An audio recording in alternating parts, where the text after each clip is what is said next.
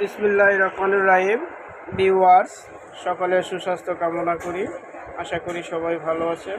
আজকে আমাদের আলোচনার বিষয় বেসিক কিছু অ্যালার্জি নিয়ে আলোচনা করব।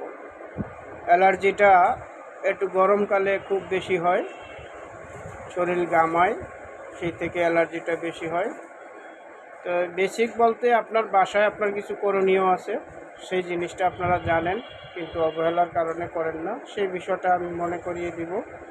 আমি এটা বলবো না আপনারা জানেন না, আমিও আপনাদের সাথে একমত, আপনারা জানেন কিন্তু মনে করিয়ে দেওয়াটা ভুলে গেছেন মনে হয়, সেটা আপনারা করে নেবেন।